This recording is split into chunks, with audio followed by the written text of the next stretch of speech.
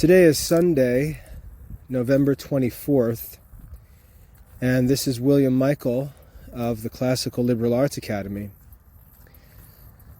Today I would like to talk to homeschooling parents, and I'll admit that what I'd like to talk about is pretty radical. In fact, to some it may be scandalous, depending on how you look at what I say and whether you actually receive what I say in the context of how I say it. But I think it's important to have an understanding of education and homeschooling that I have in order for our children to succeed and for us as homeschooling parents to succeed in the work that we've undertaken in homeschooling. As a homeschooling father, and when I say homeschooling father, I mean that I am the director of a school, a homeschool that is registered with my state Department of Education. Our homeschool is called the William C. Michael Academy. That's how it's registered with the state. And this is separate from the Classical Liberal Arts Academy. I'm talking about our actual homeschool. But our homeschool is registered with the state of North Carolina, and I'm listed as the administrator of our homeschool. It is recognized as a legitimate school on the records in the state of North Carolina. I have the authority as the administrator of this school to give my children high school diplomas and to give them transcripts for their high school studies, which list the courses that they've studied. And I have the authority also to assign grades for those courses. I directly control everything that my children need to prepare a college application. I give them the diploma, I produce the transcript, I assign the grades. And when you think about this, it becomes clear that I have the power as a homeschooling father to put my children into college. I can put my children into college. Now that sounds crazy, I'm sure, but it's true. It's 100% true. I can give my son a high school transcript that lists all of the required or recommended courses for high school study, and I can give him A's, maybe some B's, maybe an occasional C in those courses, and leave him with a 3.7, 3.8 GPA that I am absolutely certain will gain him admission to a selective university. I have the power as a homeschooling father to put my kids in college. Now, when you think about that, it seems pretty wild. How could the state, or how could universities give that power to parents, to homeschooling parents? How is that possible? When I think of what kids go through in high school, think about the high school, all of the administration, the facilities, the office staff, the faculty, all of these people and resources and administrative policies and procedures and tests and exams and on and on and on. How can it be possible that homeschooling can be so simple and that a homeschooling parent can simply print out the transcript and say, there, that's all you need for college admission. It's pretty wild. I can do that for any of my children, and to be perfectly honest, no one will ever check. No one will ever check.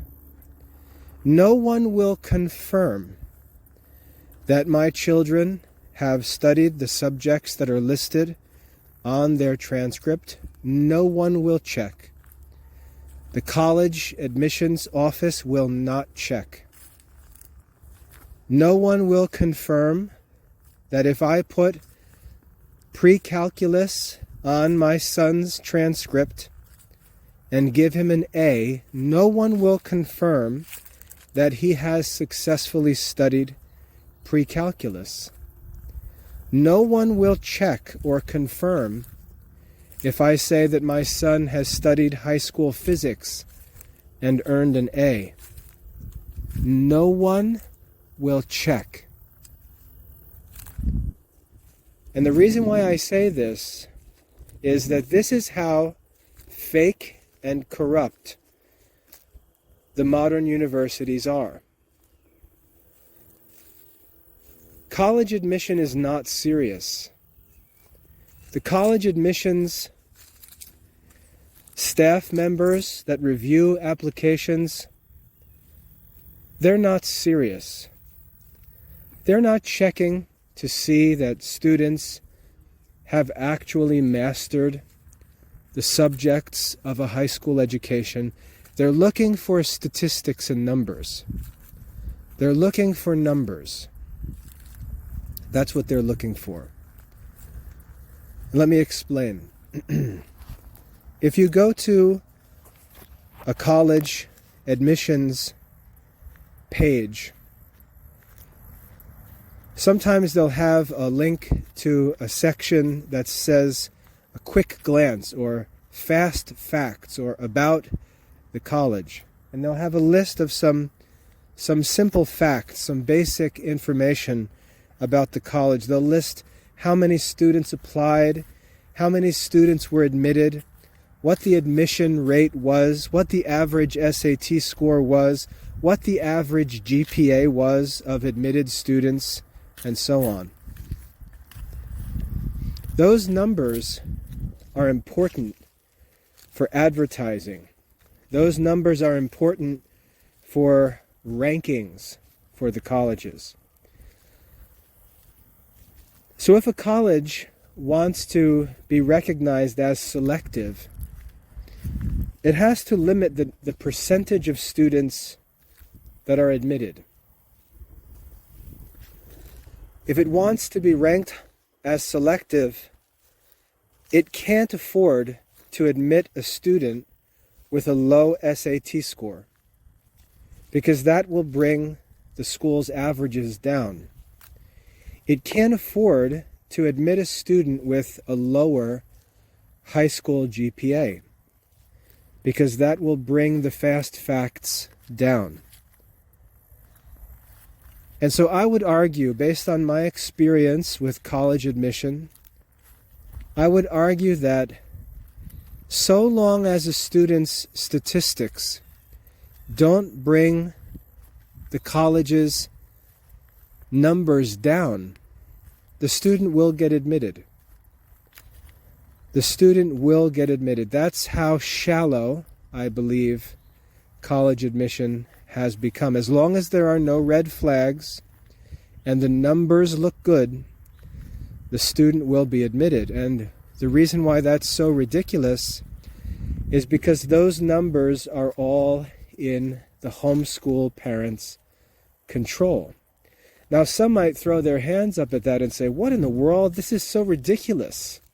How can homeschool parents be allowed to just make up these numbers for their kids?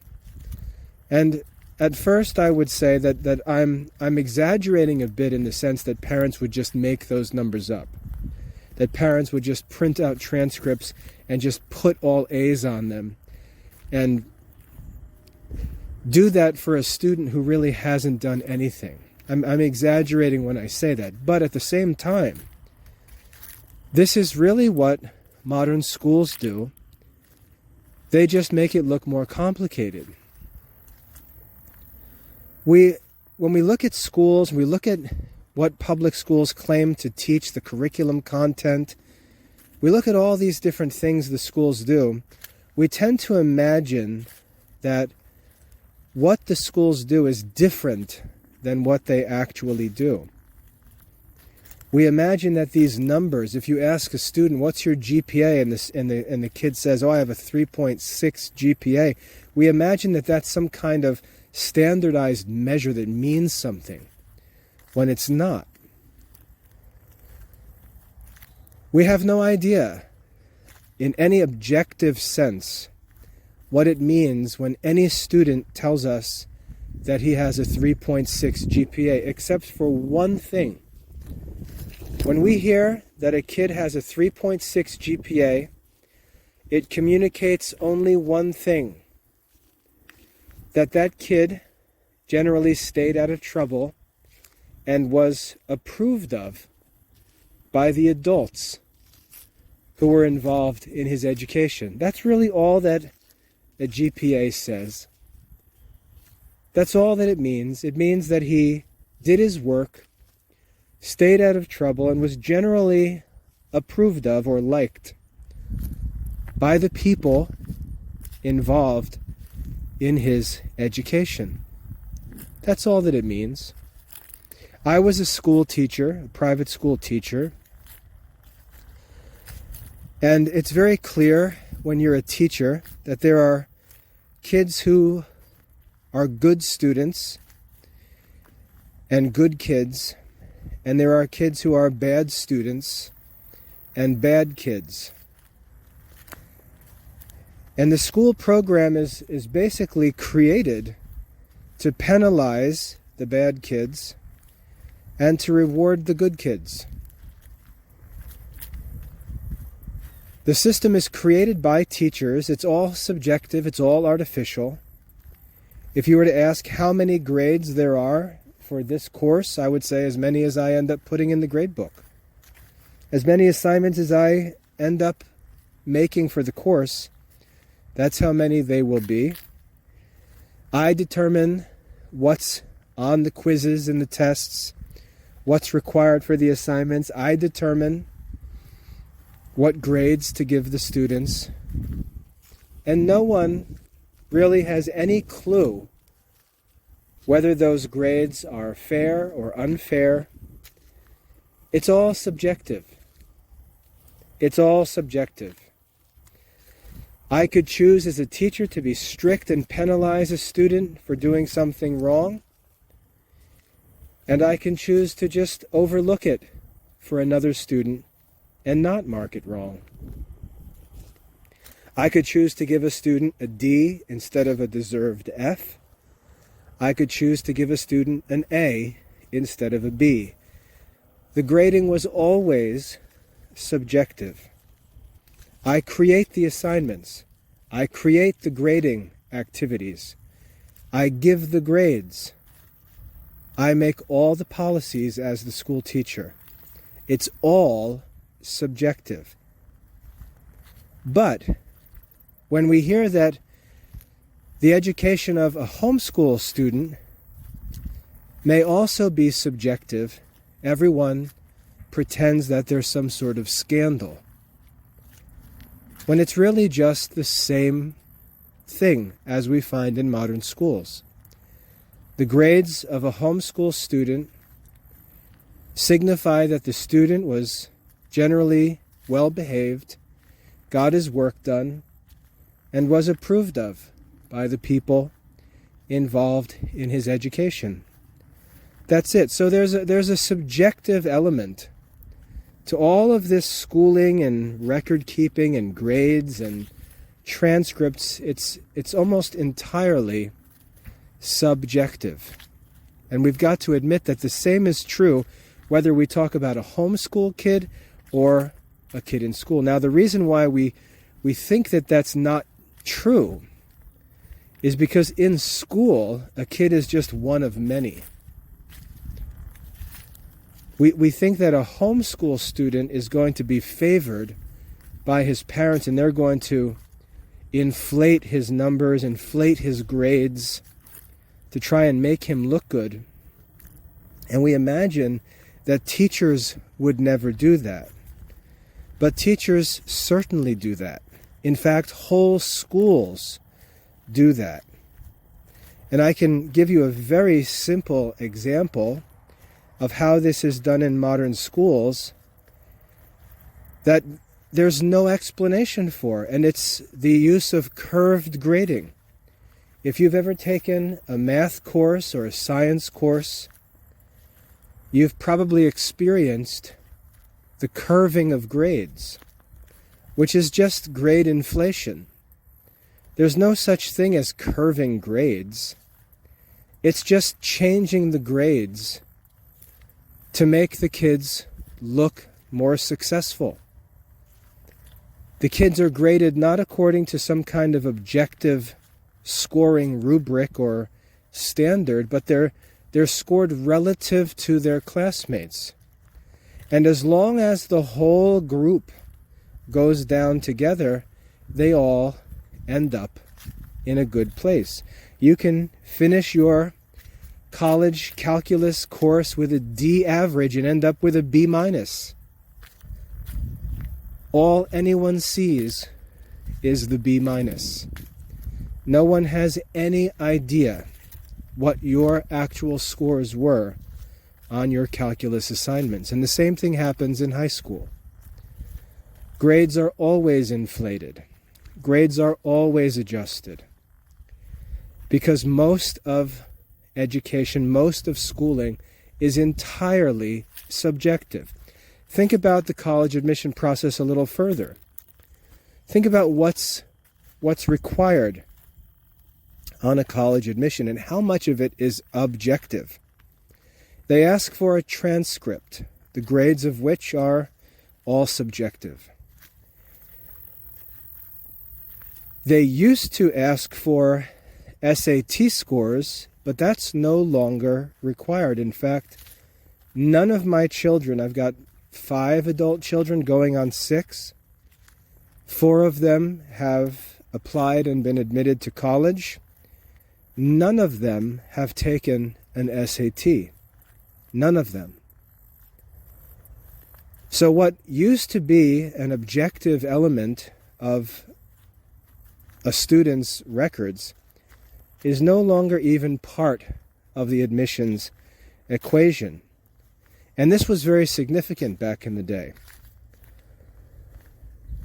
Back when I was in school, if you had a high SAT score, you were attractive to a selective college, and there was only one way to get a high SAT score. It was to go and do well on the SAT, to prepare for it and actually do well.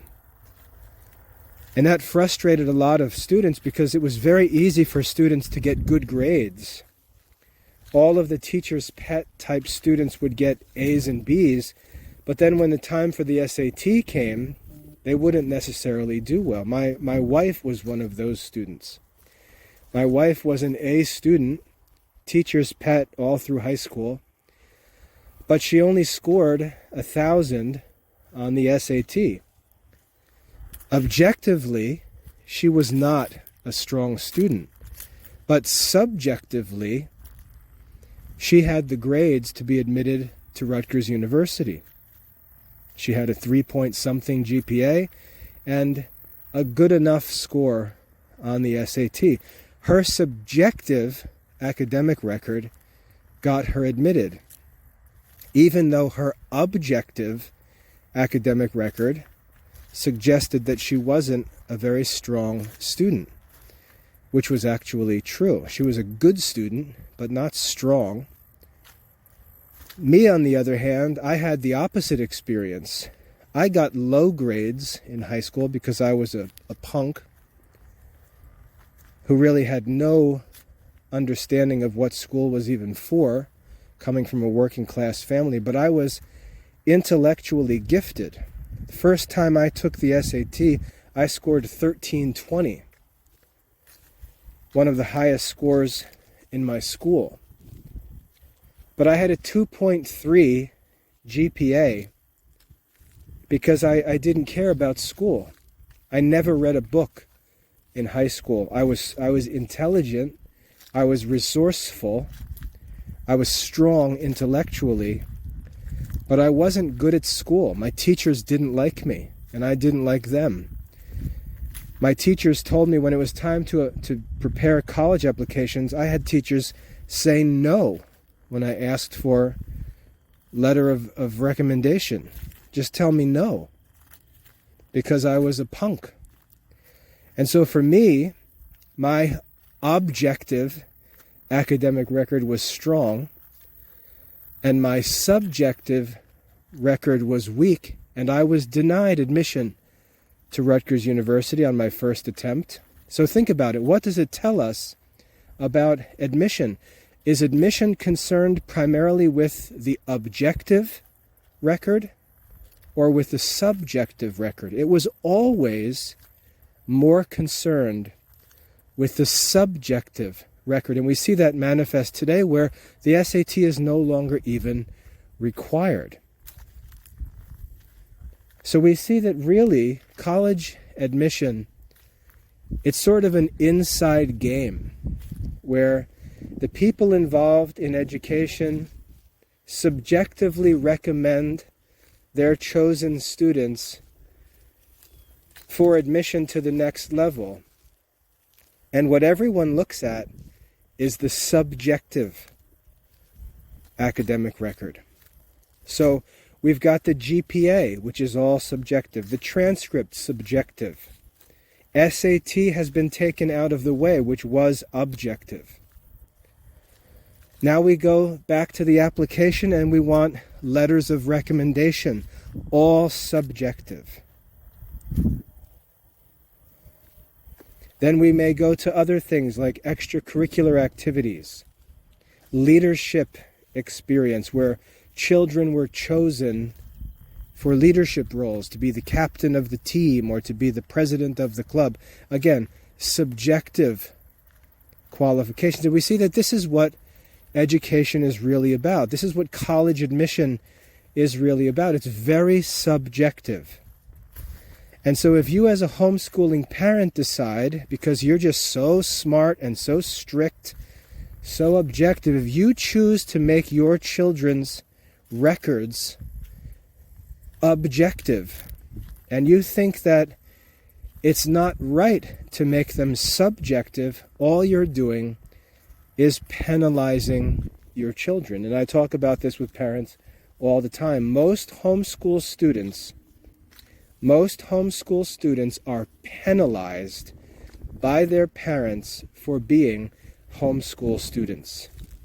When the parents have it in their control to give their own subjective evaluation of their children's studies in the same way that modern schools do, the parents choose to not do that and rather crack down on their kids and allow only for objective academic criteria, and they penalize their kids. The kids look like losers.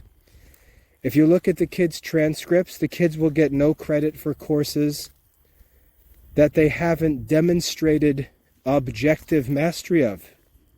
And what I ask homeschooling parents is, have all of the kids in the local public high school who are going to be getting diplomas, who are going to have transcripts with those courses listed on their transcripts, have all of those kids earned those courses and grades on their transcripts by means of objective, absolute standards of achievement?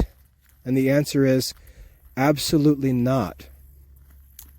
Absolutely not. Those kids are going to end up with A's and B's on their transcript for courses like pre-calculus and physics and chemistry. And if you were to give any of them an objective, standardized subject test, to which, by the way, no high school students are ever subjected, If you were, however, to give an objective test, do you think that they would all get A's and B's on those tests? Of course not. We all know that. But that's not what school is actually about. The only people who pretend that that's what school is about are homeschool parents who are penalizing their kids.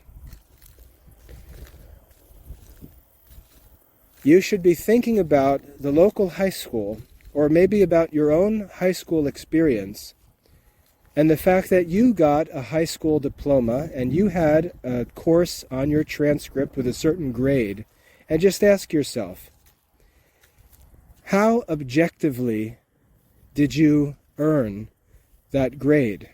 Did you earn that grade by objectively demonstrating mastery of that subject, or just by going to school, staying out of trouble, and turning in your work?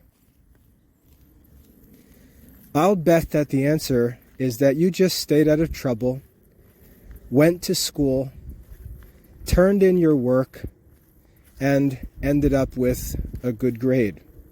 Because that's how schooling works. That's how schooling works. And we can't penalize our kids for homeschooling and saying, no, in my homeschool there will be no subjective evaluation. That's just penalizing homeschool kids.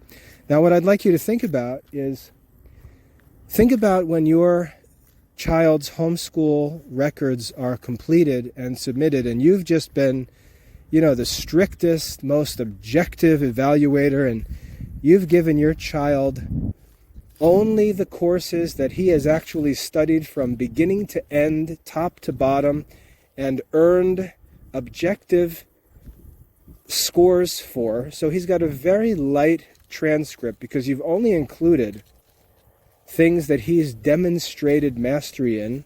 Everything else is left off. All of the history books that he's read, all the literature that he's read, movies he's watched, all of the different activities, all of his participation in the life of the church, sacramental life, none of that is represented on his transcript. Only the things that you feel with your strict objective standards, only the things that you think he has objectively demonstrated mastery in, that's the only thing that gets on his transcript, and you submit that to the college. Now, put yourself in the seat of this college admissions representative who is opening up all of these applications from high school kids, full transcripts, A's and B's all over the place, college recommendation letters from teachers, all subjective evaluation, all subjective records and achievements, filled with all kinds of stuff, all kinds of courses and grades and reference letters and so on. And then here comes your kid's application from Mama, super strict objective overlord, with almost nothing listed. And imagine what that admissions rep thinks when he or she looks at that application. The standards are so low in modern education, and your child looks like he doesn't even accomplish those low standards. What a loser. Look at this kid's losing, empty application. What a loser. The kid doesn't know anything about health. The kid never did any physical education, doesn't do any exercise or anything. There's no phys ed listed on this transcript. Never took a health class. The kid doesn't know anything about modern natural science. Nothing. He doesn't know any math. He's never opened a math book because there's no math courses listed. So does he not know any math? And if he doesn't know math, There was a kid in the local high school who sat in the back of his high school math class, never paid attention, hardly ever studied, if ever, never did the work, had F's and D's on his assignments, and then the course grades were curved, and he ended up with a C in pre-calculus or algebra 2. So he's got a C in pre-calculus, and your kid's got no pre-calculus course on his transcript. What a loser this kid must be. He can't even do the basic stuff that the school kids do. And so you can see how your child's records, from the perspective of the college admissions person who lives in the world of modern subjective school records, your child just looks like a spaz. How can you not have a normal high school transcript? Oh, well, because we didn't think that Tommy mastered, so we didn't put it. You think all the kids who got high school diplomas had demonstrated objective mastery of their high school subjects? Or, as I said before, do you think they just went to school, turned stuff in, and did whatever they could to get by? That's what the kids did. They've all got all of the courses on their transcript, and you, managing your kids' studies for what you call the glory of God, have a kid who looks like a spaz. Looks like he's done nothing compared to these high school kids. And that's the effect of thinking wrongly, unrealistically, about education as a homeschool parent. And again, to be audacious here, when you learn that the colleges are not even going to require an SAT, there's going to be no objective measurement of the children's academic aptitude. That's what the SAT used to represent. The SAT stood for Scholastic Aptitude Test, and it was a predictor of college readiness, of college success. I would argue it's actually a good predictor of that. But the colleges don't even require that anymore. So we're living in a time where education has become entirely subjective. Yes, you can say it's corrupt. You can say it's not how it should be.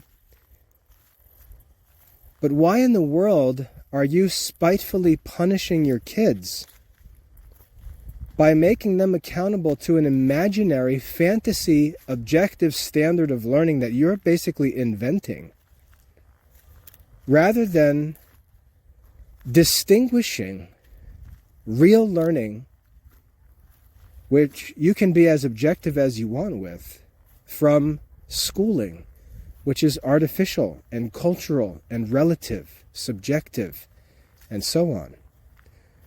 Why are Christian people penalizing their kids in a time when kids who grow up in homeschooling families should have the greatest advantages?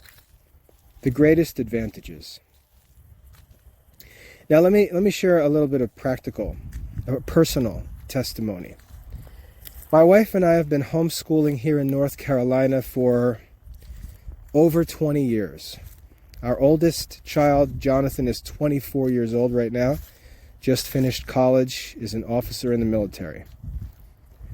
Full-time salary, officer life. He's already living as an independent adult at 24.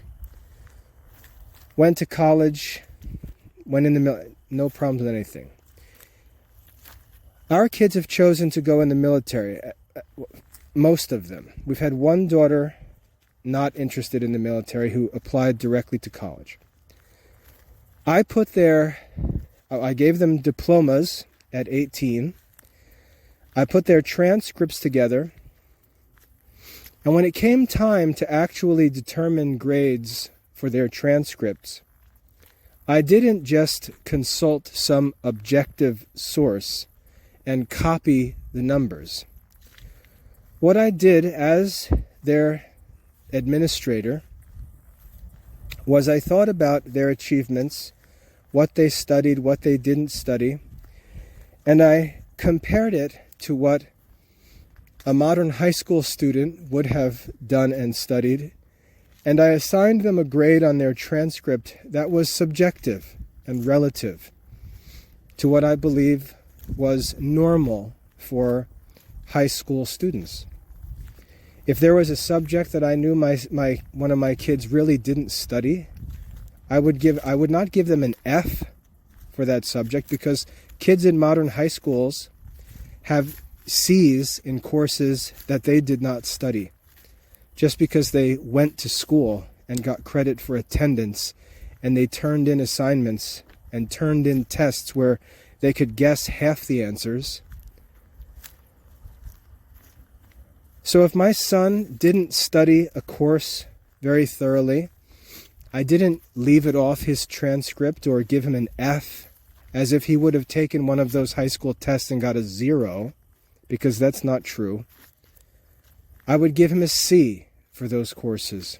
I would give the kids grades based on where I felt they were relative to other kids coming out of school at their age.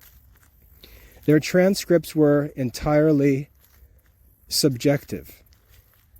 My sons at age 17, 18 were in tip-top military shape, so I gave them all A's for physical education. They worked out and trained and knew all about nutrition.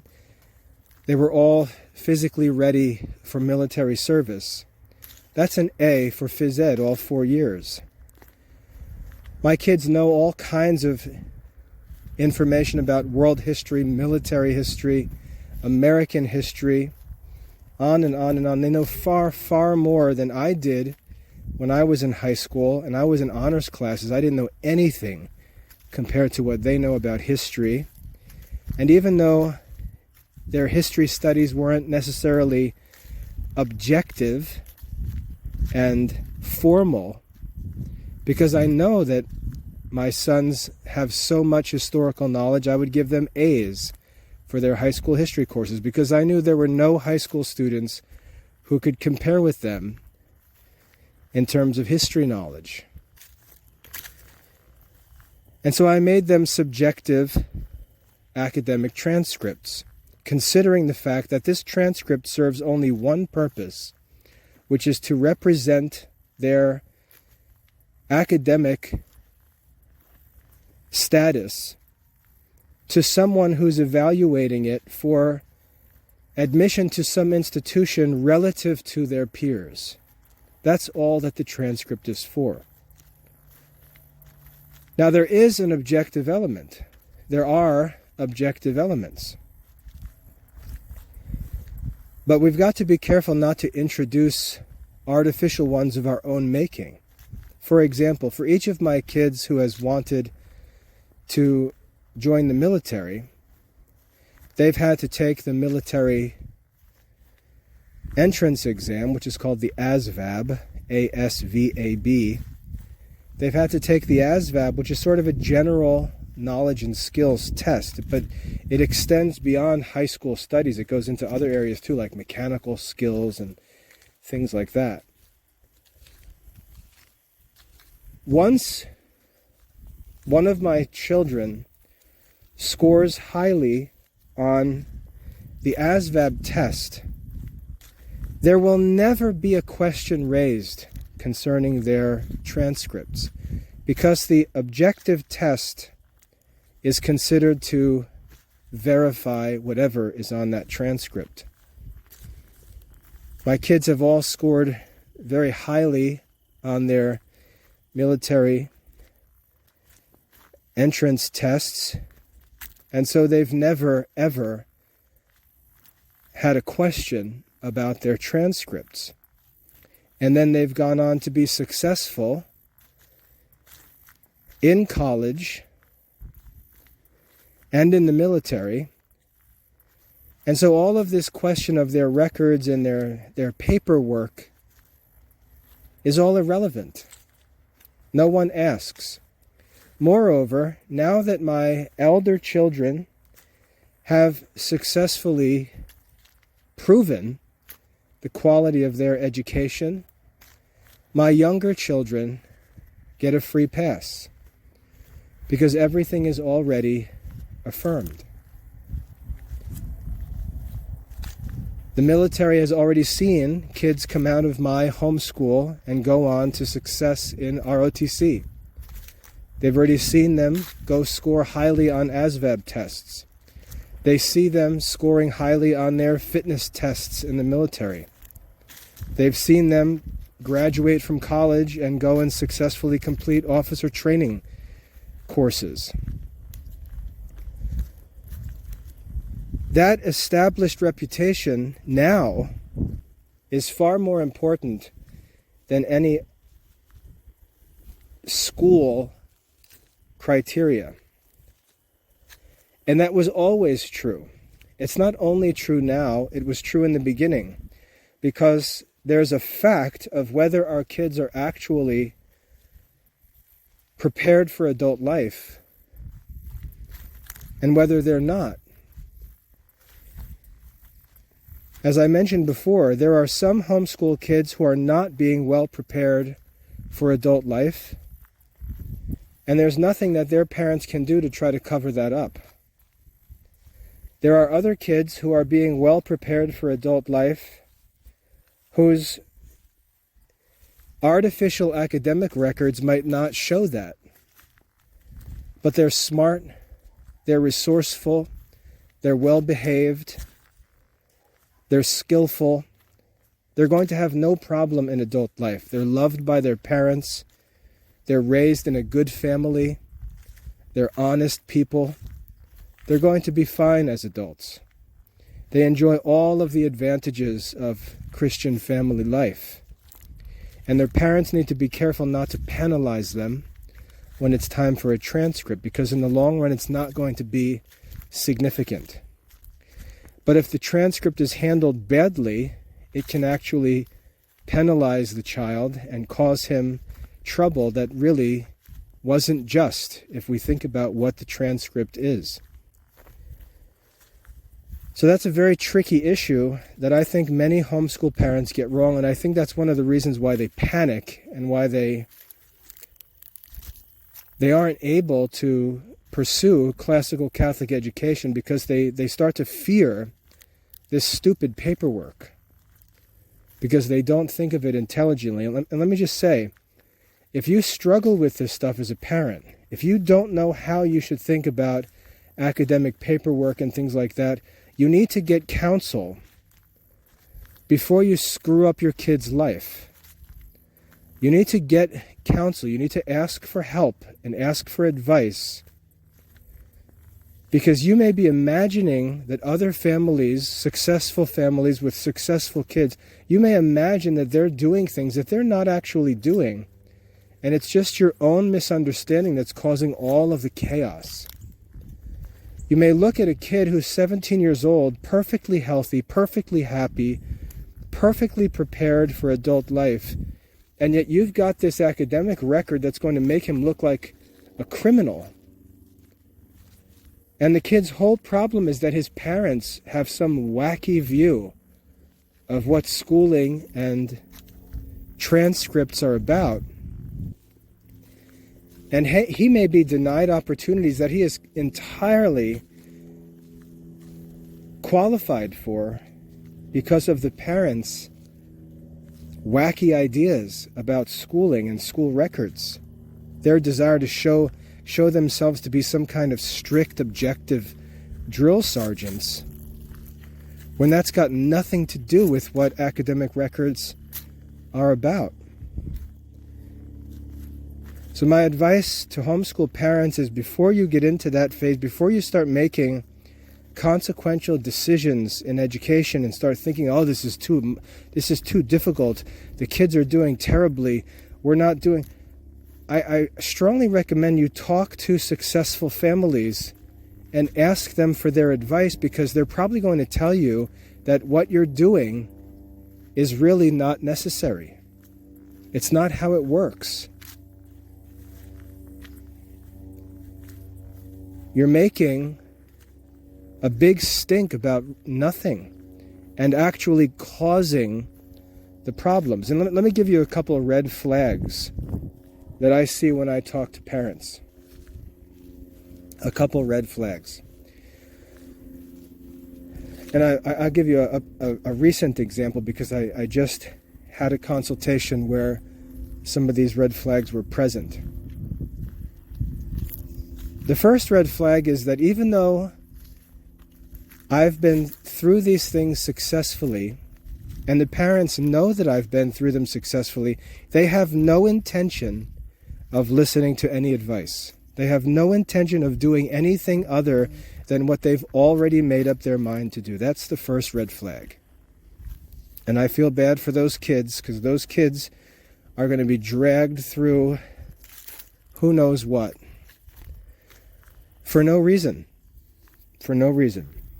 So that's the first thing. I can tell when parents are not actually asking for advice to follow, but they're just looking for, it's like they're looking to check the box so that they can say that they sought counsel even though they ignored it all.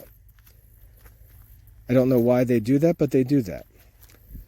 And when you see parents not willing to listen to the advice of experienced parents who have already done these things, that's red flag number one.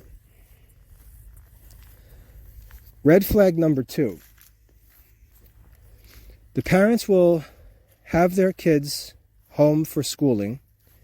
They'll be interested in providing their education, but they'll neglect it.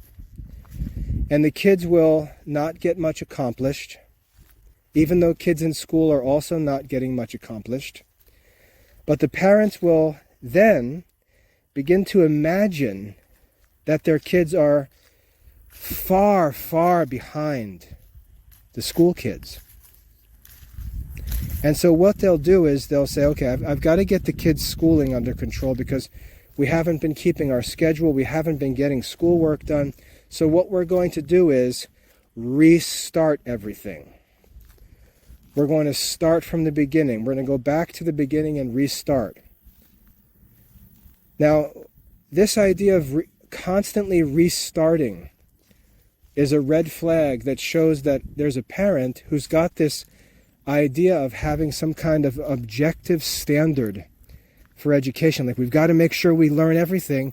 We've got to make sure we check all the boxes. We've got to make sure we master all the lessons. But they don't actually live a disciplined life like that. They don't live a life that actually manifests a concern for objective achievement. The only time they act like that is when they judge the children. The only time that the parents hold themselves to some kind of strict standard is when they're judging their children's studies. If the mother was strict, they would have kept the homeschool schedule and actually have achieved the things that she claims she wants to achieve. They would have actually had that objective achievement because their mother would have actually kept her objective schedule. But she doesn't, because she makes up subjective excuses for not keeping that schedule because she knows that life is really subjective and relative. And so she judges the kids hypocritically, and then when it's time to quote-unquote fix things, she orders her new planners and she orders all her new scheduling supplies and school supplies and stuff. She talks about all of her new plans, makes New Year's resolutions, and then has the kids start back at lesson 1. And they go through a couple weeks and she's off the schedule again, and then the kids aren't achieving very much, and what does she do? After Easter, she says, oh, you know what, things got out of control because I was pregnant, or because the babies were sick, or because grandma got sick and we had to go visit our grandparents for 2 weeks, and blah, blah, we got off the schedule, blah, blah, blah, blah, blah, which is all normal. But what is her response? We're going to start all over. We're going to start at lesson 1. And we're going to do everything right. And they just do this again and again and again, constantly talking about restarting everything. And so what happens is, this goes on year after year, and we've got these kids who are now, in the parent's mind, a parent who knows nothing about schooling, doesn't listen to advice from people who do know about schooling. This mother now has it in her head that because she really hasn't done well with schooling for the past 2 years, that the kid's current grade level is that 2-year previous grade level. So we never really did 3rd grade. So now, even though it's 2 years later, we're going to label our kid as 3rd grader because he's never objectively finished 3rd grade. He never objectively completed the 3rd grade work. So we're going to place him back in 3rd grade, even though he's 12 years old. We're going to put him in 3rd grade because we're going to go back to where we left off and start fresh. And they continue to do this until the kids are adults. They continue to do this. We'll have parents with 21-year-old sons who have never received a high school diploma because they've never satisfied some imaginary objective requirement that mommy has made up. And there were 1,000 ways where those kids could have completed the high school requirements in the simplest ways and just moved on if they would have had some advice from experienced school administrators, but they don't. And so now they've got a 21 kid sitting at home with no high school diploma, waiting for mommy to lead him through high school biology. And this is common.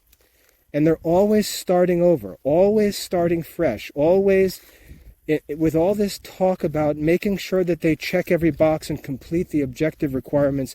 They go back and go back and go back, and they do this forever for no reason. Now, one of the reasons for an experienced school administrator, one of the reasons why this is so stupid is because the parents don't understand that that grades in school repeat. So, for example, 1st grade, students are introduced to lots of new content, lots of new skills. 1st grade is difficult.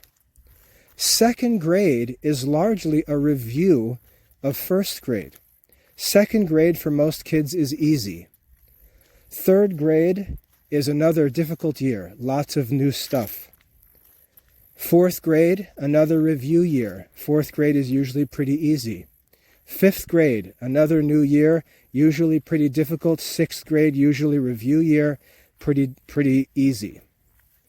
And so it doesn't make any sense if a kid misses 3rd grade to hold him back in 3rd grade rather than let him start 4th grade, because 4th grade is largely a review of 3rd grade. It's designed like that on purpose, but the parents don't know what they're doing, and so they make judgments in total ignorance.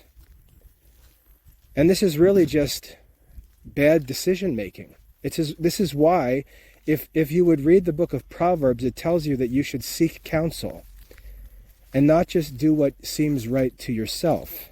That's actually arrogant. If they would talk to someone with experience, they would have this explained, and the kids would be able to move on, and everything would be fine. But they won't. They won't. You'll have this mother and father who sit there and just spitefully pretend to commit to some kind of academic standard that they really have no practical interest in fulfilling, and they'll just penalize their kids and penalize them and penalize them and penalize them for no reason. For no reason. Now here's what parents should do, and I'll give you some advice as an experienced administrator.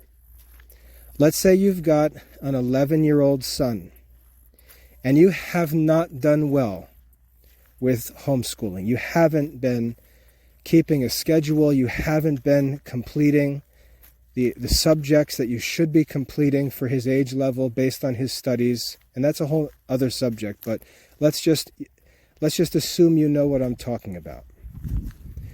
You haven't been doing well with homeschooling. The kids haven't learned much. They've got obvious gaps.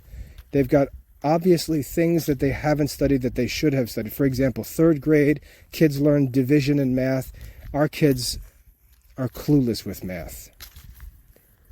So you've got to fix this problem. What should you do? And I forget how old I said the kid was. Let's say 10 years old, right? So you say, well, at 10 years old, he should be in 4th grade. He should be in 4th grade. He's 10 years old. So here's what you should do. You should immediately give him a 3rd grade standardized test. Immediately. Give him the 3rd grade standardized test. Let him take it and get a score.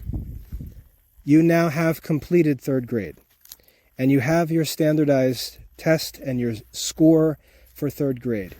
It may be a terrible score. He may be in the 3rd percentile out of 10. He may have a score, an overall composite score of 25.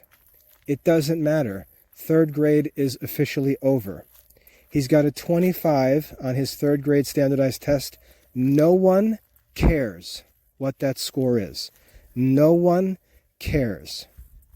The important thing is that you've now closed that door and you can move forward. The results of that standardized test will show you the greatest strengths and weaknesses. Greatest weaknesses, I should say. You now need to focus on those weaknesses. You need to focus on those things that he scored lowest in, because at the end of the present school year, no matter what, you're going to give him the 4th grade standardized test. You as a parent need to hold yourself accountable and give your kids the grade level standardized tests every spring, and not let yourself off the hook by just dodging the standardized tests.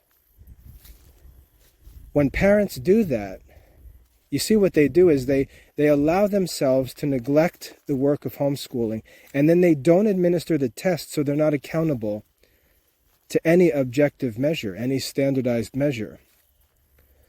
Give the test every single spring.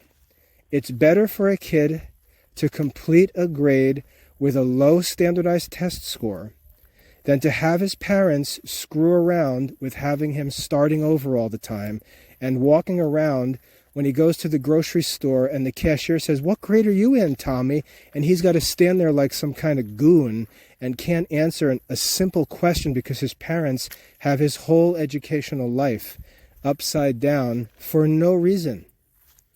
Where he should say, well, I'm 10 years old. I'm in 4th grade, obviously. That's all the lady was asking.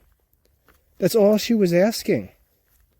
She wasn't asking for this complicated mess of an answer from homeschool Neverland. She was asking a very simple question. She could have asked, "How old are you, Tommy?" And he would have said 10. He wouldn't have looked at his mom and said, "How old am I, Mom? Did you give me credit for year 9? Or am I still 8?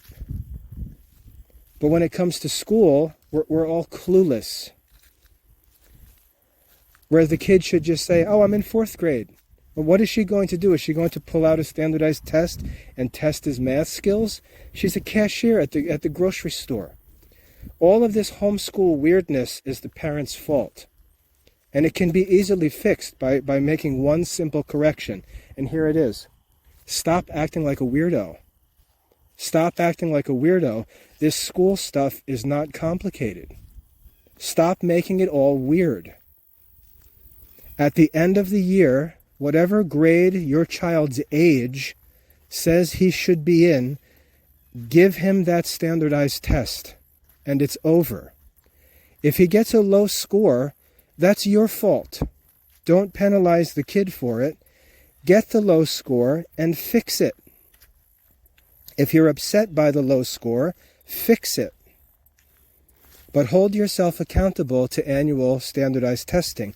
When you get the standardized test score, stick it in a filing cabinet and you're done. If the kid's asked, "What grade are you in?" he can be normal and say, "I'm in 4th grade." And no one will care. But stop all of this foolishness in the name of education where people who just don't know what they're doing don't know what they're talking about, and are doing things that are actually harmful to the kids, that are again, are totally unnecessary. I hope that you can hear my criticism, but understand my optimism. What I'm telling you is these problems that people imagine themselves to have are caused by bad thinking. They're not real problems. You have to learn to just stop thinking in a way that's wrong, and that whole problem will vanish. So if you're in this situation right now and you've got your homeschooling is screwy and your kids are all over the place and you feel like you've messed all this up, and don't say we're going to go back and start from. No. Listen to my advice. Give your kids their it's November now. Give your kids the standardized tests they should have taken last May or June. Give them those standardized tests. You can do it right through the Classical Liberal Arts Academy. You can order our standardized tests. You can take them online, complete them, get your scores, and it's done. And the kids are grade level. Because every single kid in the local public school is not scoring 99 on his standardized tests. You don't have to score 99th percentile to complete third grade. Take the test, get a score, stick it in a file, and move on. Don't start over again. That's like fake objective standards. If you were so strict and objective, you would not be behind in the first place. Stop doing that. So take last year's standardized test right now. You can order it from the Academy website. It costs $30. You get a practice test and a full grade level composite test. Get that set up right now. Complete the kids' test from last year, and it's done. You have a score. You get results for each different subject area. You can see where the weaknesses are. Focus on moving forward. It's not important. Put your kids at their current age-based grade level and don't screw around with that stuff. The kids should be able to say, I'm 10 years old, I'm in 4th grade. It's that simple. In public schools, every kid who's 10 years old is in 4th grade. That's the first thing you should do. This year, focus on his current grade level, 4th grade. If you say, well, I don't know if he's ready for 4th grade, it's hard. So what? Help him. Work on his current grade level and do the best you can. And next spring, give him his current grade level standardized test, and whatever the score is, that's what it is. Focus on the weaknesses, what things are weak, and then the next year, commit to the next grade level. It's that simple. You can easily catch up and get ahead if you avoid doing the same stupid things over again and just keep making the problem worse. If you just get back on track at grade level and help the kids at their grade level, you'll catch up. Think about it. You're a homeschooling family. You have the whole entire year to work on schooling. You have all day and all night. You don't have from 8 in the morning to 3 o'clock, Monday to Friday, just for the school. You have the whole day, all week, every week for the whole year. Stop making excuses. If the kids need help with their studies, stop screwing around and help the kids with their studies. Because the problem's not going to go away. It's very easy to fix. The kids in modern schools are not doing a lot of work. You know that. They're not doing a lot of work. You can easily help your kids catch up, but you've got to move forward. So that's my advice. Now, when the parents turn around and don't do what I tell them, that's another red flag. And I can see it. I'll tell the parents to do that. I'll say, give the kids the previous year's standardized test right now. I don't care what month of the year it is. Give them last year's test right now, and it's done. And then I'll see them go on our website, And what will they do? They'll order the standardized test from 2 years before. So instead of getting the third grade test, they'll order the second grade test. And you just see they don't listen to advice. And this is why they're in their situation in the first place, and why other families are not in their situation. But we've got to learn, if we're homeschooling parents, we've got to learn to distinguish between all of this artificial, subjective, modern school stuff. We've got to know how to handle this stuff. And we've got to separate that from our more perfect, objective, Christian educational goals, which are totally separate and have nothing to do with this modern school stuff. We've got to learn how to handle these modern things realistically and keep it separate from our Christian goals that we have for our kids' education. So if you're one of these parents whose kids are behind with homeschool, you feel like they're behind, my advice to you is immediately complete the previous year's standardized test for their grade and never look back. Just move forward and work on the current year grade level. Now, in the Classical Liberal Arts Academy, we obviously focus on classical Catholic studies, but we also provide for a whole K-12 program, and we provide everything that kids need. Use the stuff. Use the grade levels. Don't start making all these decisions and say, no, well, I think we should go back to second grade. You're going to be doing that forever. You're going to do that forever. You're never going to move forward. And plus, when we talk about K-12 studies, these are just studies that are part of this artificial modern school system. It's not real education. If you're going to worry about something, worry about Bible study, worry about catechism, worry about moral philosophy. Those are things you should be worried about. But don't worry about third grade math. Just get the stuff done. So that's my advice. And as I said, I'm an experienced homeschooling father. I've already placed 4 of my homeschool graduates into college. One is already finished, graduated with honors, with a degree in criminal justice, went on to officer training school in the military, and is now living comfortably as a 24-year-old independent man. My second child, she's finishing her last year as an ROTC cadet, studying political science. She's going to be in the same place my oldest son is within a year or two. Straight A student, successful, homeschooled, went right into college. I think she's got a 3.9 GPA in college. My third child successfully admitted to college, currently a junior, I think. He's taking some time off for military deployment. My next child was actually not interested in going to college. My daughter Mary, not interested to going to college, wanted to work full-time instead, but still, after high school, submitted an application and was admitted to the university. My point is, getting the kids through their modern school requirements, getting them into college is easy. Please stop fussing and making a big deal out of what is ridiculously simple. Stop making modern education seem like it's difficult, because it's not.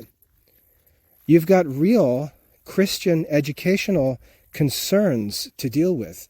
Stop making grade level nonsense a headache. Stop making it a distraction. Stop making your kids feel like goons because they can't even answer a question of what grade they're in, because they've got this wacky homeschool life where they don't even know what grade they're in. Stop all this nonsense. Let the grade level stuff be simple. Do what I've told you to do. If you choose not to, you're on your own. But I've already been through this. I can already tell you how to work through each step from experience, and I'm willing to do so. But you've got to take some advice, because that's not the hard part. It's actually very easy. And as a homeschooling parent, you have so many advantages to give to your children, and instead you're penalizing them because you don't know what you're doing. And that's not to criticize your judgment as a parent. That's to criticize your activity when it comes to all of this modern school stuff. Because honestly, talking as a Christian homeschooling parent to other Christian homeschooling parents, that stuff is not complicated. Stop letting that distract your family. If you'd like to talk about that more, I invite you to get in touch. Just contact me by email. But I've already provided some advice, and I hope to see parents get over this, because we've got real Christian education to do. We've got real classical Catholic studies to work through. And I hate seeing families so distracted and stressed and anxious about this modern school nonsense, which is all subjective and artificial. Let's get this stuff out of the way so we can actually focus on real studies. I hope that's helpful. God bless.